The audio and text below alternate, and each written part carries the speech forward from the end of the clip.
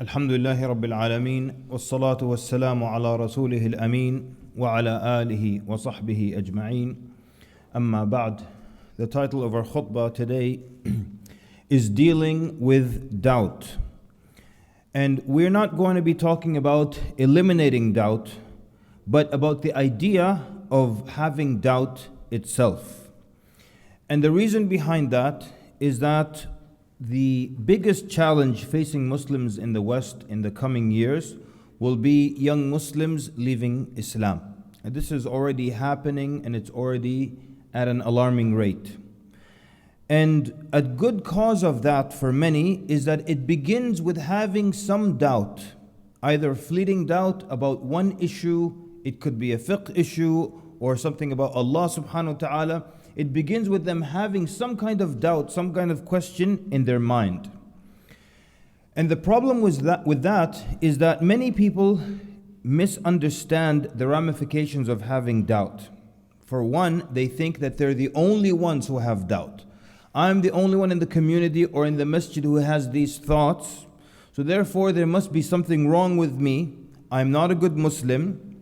What kind of Muslim has doubts? And so they leave Salah, and some of them eventually get to the point where they leave Islam. But for many, it begins with having some kind of doubt about an issue or another. Or maybe it's just a question about an issue or another. And having doubts in Islam actually doesn't necessarily have to mean anything whatsoever. We have in Sahih Muslim, Abu Hurairah radiallahu anhu narrates, he says, جاء أناس من أصحاب النبي صلى الله عليه وسلم. Some of the companions of the Prophet ﷺ came. فسألوه إنا نجد في أنفسنا ما يتعاظم أحدنا أن يتكلم به. They said, they tell the Prophet ﷺ, we find in ourselves, meaning some thoughts, some ideas and thoughts that we have, that we find too great to speak about. So thoughts of kufr, thoughts about Allah Azza wa Jal, that we find so great, so severe that we wouldn't dare speak about. And Nabi sallallahu alayhi wa sallam, قال وجدتموه, did you really find that? قالوا نعم, they said yes. قال ذاك صريح الإيمان. He said that is a clear sign of Iman. So how is having bad thoughts or things that you wouldn't even dare speak about, how is that a clear sign of Iman? Imam al-Nawawi rahimahullah, he says that you find these thoughts to be something so great that you don't even want to speak about them is a sign of good Iman. Again, if someone gets a bad thought about Allah Azza wa Jal and it bothers them so much that they don't want to speak about it, they would not verbalize it, isn't that a sign of Iman? For sure. Because if we consider the opposite, if a person has no Iman and he gets bad thoughts and bad ideas, especially about Allah Azza wa Jal, they wouldn't care and they would verbalize them immediately and they would have no reservations whatsoever. So it's the person with clear Iman and strong Iman that would feel uncomfortable. And that's why the Prophet ﷺ tells them, ذَاكَ صَرِيحُ الْإِيمَانِ, that is clear Iman. In Sunan Abi Dawood, Ibn Abbas radiallahu anhuma, he says, أن النبي صلى الله عليه وسلم جاءه رجل فقال, a man came to the Prophet صلى الله عليه وسلم and he said, إني أحدث نفسي بالشيء لأن أكون حمما أحب إلي من أن أتكلم به. So he says that I have these thoughts and I would prefer to be burnt to ashes, burnt to cinder, than to speak about them. In another narration he says, I would prefer to be dropped from the heavens all the way to the earth, to come crashing down from the heavens to the earth, than to speak about these bad thoughts that I have. And the Prophet ﷺ, you never come to him with a problem except that he makes it simple and easy to conquer. He never makes you feel doomed when you come to him with a problem, ﷺ. And Nabi ﷺ responded to him, Alhamdulillah, alladhi radda amruhu ila al-waswasa. He said, Alhamdulillah, who has reduced all of the plots of the shaitan to mere whisperings. So we see that it is not uncommon to have doubts, And if anyone has any kind of doubts, they shouldn't think badly of themselves. They shouldn't question their allegiance to Allah Azza wa Jal. They shouldn't question their attachment to Islam. All it is whisperings from the shaitan. The companions of the Prophet ﷺ experienced this. Students of knowledge and devout worshippers will probably experience more of this. As Ibn Taymiyyah rahimahullah says, he says the believer may suffer from the whisperings of the shaitan and the insinuations and thoughts of kufr that will make them feel distressed, make them uncomfortable. That it's common amongst the believers, it's common amongst the devout worshippers. They might experience it more. Why? Because shaitan, his goal is to lead you astray. That is his ultimate goal, to lead you astray. And make you think that you're not a believer or that you're not a good one because of these thoughts or because of these doubts. Also in Sunan Abu Dawood, a man by the name of Abu Zumayl, he says, سألت ابن عباس فقلت ما شيء أجده في صدري. This man Abu Zumayl, he came to Ibn Abbas, who is a companion and a scholar from amongst the companions, and he tells him, what is that I find in my chest? What are these thoughts that are bothering me, is what he's saying. قال ما هو? So Ibn Abbas said, what is it? So he came all the way to Ibn Abbas to ask about these things that are bothering him. So Ibn Abbas says, what are they? قلت والله ما أتكلم به. He said, Wallahi, I won't talk about it. And if you look at this situation, he comes to Ibn Abbas for help with a problem. Ibn Abbas says, what is it? He says, Wallahi, I won't talk about it. So فقال لي أشيء من شك وضحك. He said, is it an issue of doubt? And then he laughed. Ibn Abbas laughed. He knew it immediately. قال ما نجا من ذلك أحد. No one has ever been safe from that. So that means if anyone has issues of doubt, and perhaps as you're sitting here in the audience, you never had these issues, or they're not serious, they're fleeting doubts, and you swat them away. But it might be that our children and those who are the youngsters around us might have these issues, and they might see it as something very serious, so you should know how to deal with it. So the first thing is, that person should not panic if that happens. It happens to all kinds of people, and it is a known issue. The scholars say you shouldn't be concerned. If you have any of these fleeting doubts or these questions that come across your mind, you shouldn't be concerned. Rather, you should be happy. Because the shaitan coming to you with a doubt or with a question or making you question an issue in Islam is a sign that you have iman. And the scholars give the analogy. They said, would a thief break into a place where he knows there is no wealth, or would he break into a place where there is wealth?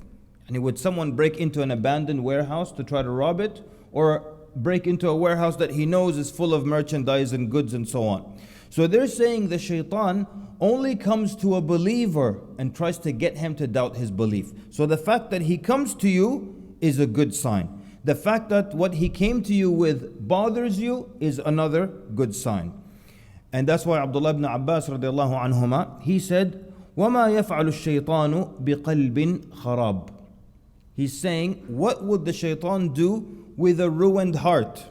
He doesn't spend time and try to cast doubt in a heart that's already ruined and has no iman. He will go to a good heart that's full of iman and try to cast that doubt there.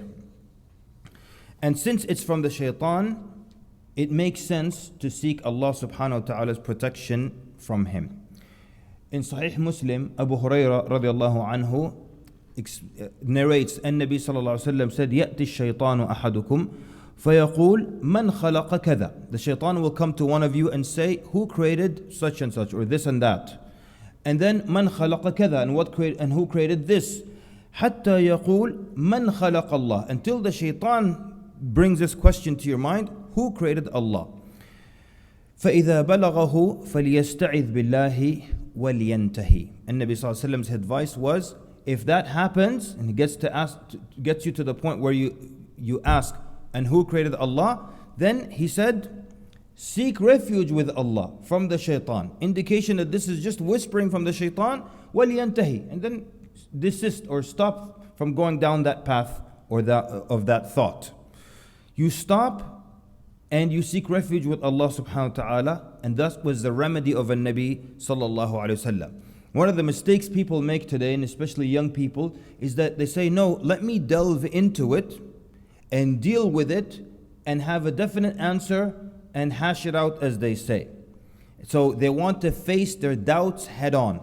Whereas before, the wise and the righteous, if something is going to, or they even feared that something is going to affect their iman, they would stay away from it. Because when something is valuable to you, you want to protect it the whole time. You don't put it in front of danger to test if it will be there or not.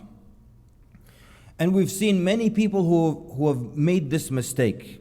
People from experience that we met and they left Islam. And then you ask them what happened. They said, well, I wanted to become a da'iyah and call people to Islam. So I said, first let me start by all the things that are anti-Islam and all the attacks that are anti-God. And before establishing a good foundation in knowledge, they went and got a book by a known atheist about the existence of Allah. They didn't have enough knowledge to refute that or to resist what's in the book, and they left Islam. So the first thing is, you don't go head on and try to tackle. And that's why the Prophet ﷺ said, because of two wisdoms. One, you don't want to keep delving into it. He said, say, A'udhu billahi minash shaitanir rajeem, and move on to something else. That's one. The second thing is that you might get into an area that your mind cannot fathom, and maybe, what we know of today of science cannot comprehend. So how are you going to deal with it anyways? So the best way, A'udhu billahi minash shaitanir rajeem, and then you move on to something else. أقول قولي هذا وأستغفر الله العظيم لي ولكم من جميع الذنوب فاستغفروه فيا فوز المستغفرين. Ask Allah subhanahu wa ta'ala for His forgiveness. Indeed, those who ask for His forgiveness shall prosper.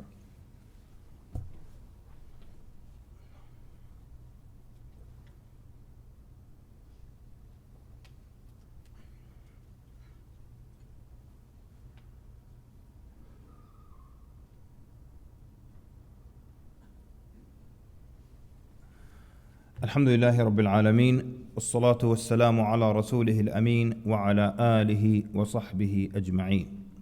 أما بعد. Another piece of good news is that there is no harm and no sin for having thoughts in Islam. And this hadith is in Sahih al-Bukhari and in Sahih Muslim. And Nabi sallallahu alayhi wa sallam said, إن الله تجاوز عن أمتي ما حدثت به نفسها. That Allah subhanahu wa ta'ala, it's like saying Allah has pardoned for my ummah their inner thoughts, what they think of to themselves. Allah subhanahu wa ta'ala has pardoned and forgiven what we think of inside our heads, meaning of bad thoughts and of bad deeds and ideas of or thinking of doing a sin.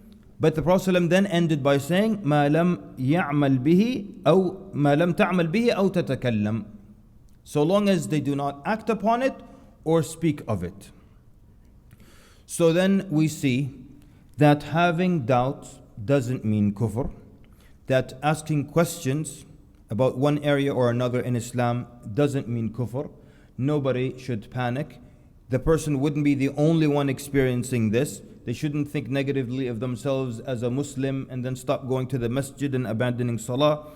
We see that it is a sign of iman. So it's a good sign if someone gets that, because shaitan will only target a good person and a good heart and try to put doubt into it. We see that the fact that it will bother the individual is a good sign as well, and a good sign of iman. And we saw that it was from the whisperings of the shaitan. And since it is from the shaitan, it therefore makes sense that we seek refuge in Allah Azza wa Jal from a shaitan.